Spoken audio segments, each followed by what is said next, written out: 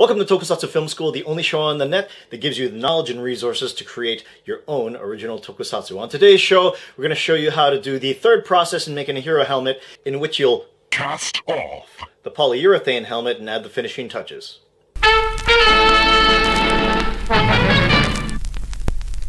All of our tutorials are created to suit the most cheapest of budgets, so your shopping list this time around will be somewhere between $60 to $80. However, these prices may vary depending on which type of materials you use. And with that said, let's jump into the tutorial.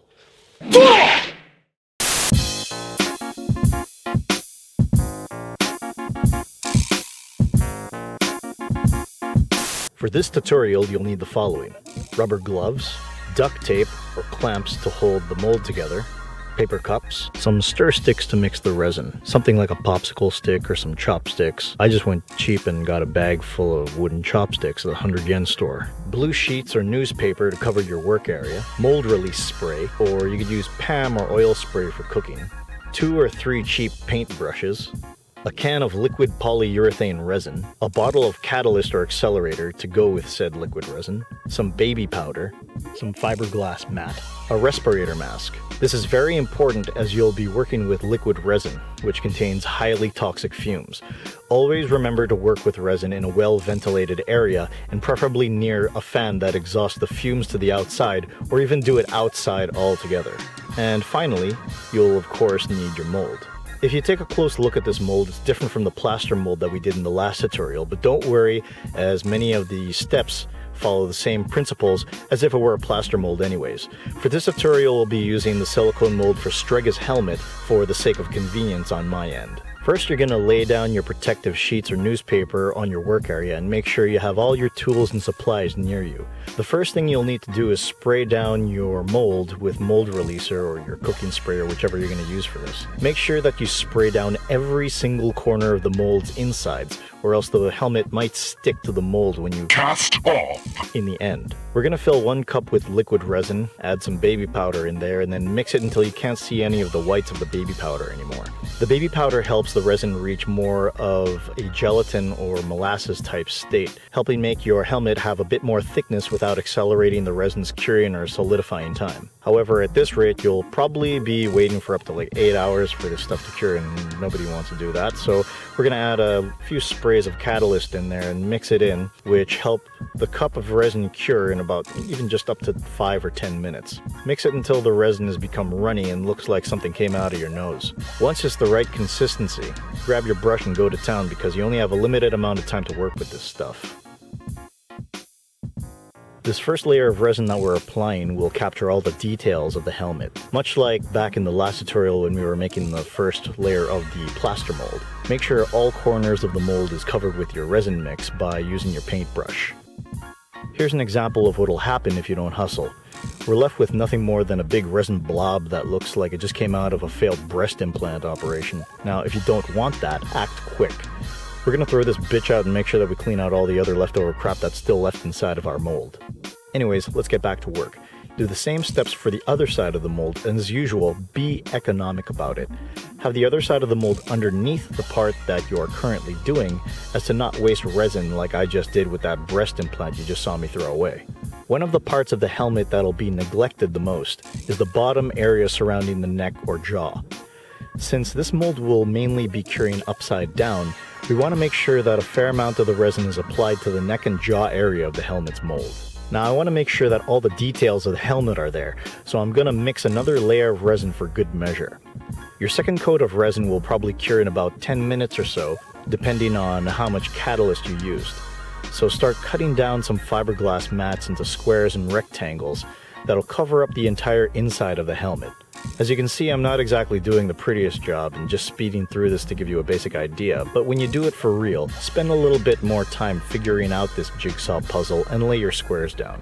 If the resin isn't fully cured, that's actually better, because it'll make things easier for the fiberglass mat to stick to the inside. You want to give some light presses to your squares just to make sure that they take the proper shape inside of the helmet. If you don't, you're going to end up with air going in between the resin and the fiberglass mat, making it brittle. There's ways to fix that, which will be explained in a later episode. One other thing to note is that you don't want to paste any strips of fiberglass mat over the eyes or area where you will see out of the helmet. It'll be a bitch to cut out later on, so make things easier on yourself and simply apply only resin over the visor/eye area. Now, notice how I have this long, thin strip? I'm going to use this especially for the bottom of the inside of the helmet, since that's where the least amount of resin will cure, due to the fact that this mold will be upside down for a lot of time, like I mentioned earlier. Now we mix some resin. Oh yeah, the fiberglass mat is going to be a bitch as it sticks to your gloves, so try to get rid of that shit whenever you can. Now we add some catalyst. And now we're going to use our paintbrush once again to add resin to those hard to reach areas. If your first brush has already turned to caramel, use your second. I don't really care about this too much and just, use my caramel brush. You'll notice how I'm applying it to the outer rim of the mold first. The resin will eventually drip downwards to the center anyways, so doing it this way makes covering the mold a little bit easier for you. You don't want to see any whites inside of the mold, so be sure to add resin to said areas before it all cures in your cup and becomes a waste. Now you see this dark area right here? A little too much resin got in there and cured before I was able to spread it out. If possible, you want to spread out an equal amount of resin throughout the mold to avoid imbalance in your helmet's density. If you want to test if your resin is dried up, you can tap the inside of your mold like this. Once you're good to go, it's time to put the two halves of the mold together like Voltron, because now we're going to form the head. Line up the keys of the mold, or grooves, and make it snug as possible. You don't want shit tons of resin leaking out of the next coating that we're going to add. Again, I'm using a silicone mold for this tutorial, and that's why I'm using clamps to hold my mold together. But you guys can either use a belt strap or duct tape for this step with your plaster mold. If you take a look inside of the mold, you'll see that the middle where the mold separates has the least amount of resin. We're going to fix that in a bit with this next step and do what we always do. Resin, baby powder, mix, catalyst, mix. Getting tired of hearing that? Because I know I am. Anyways, you'll want to pour your resin into the mold and slush it around for a bit, especially down the middle of the mold where the separation is, as well as the neck and jaw area of the mold, again, since that is where the least amount of resin will cure. To make sure that the center is sealed, I'm going to carefully add some strips of fiberglass mat down the middle of the helmet for good measure.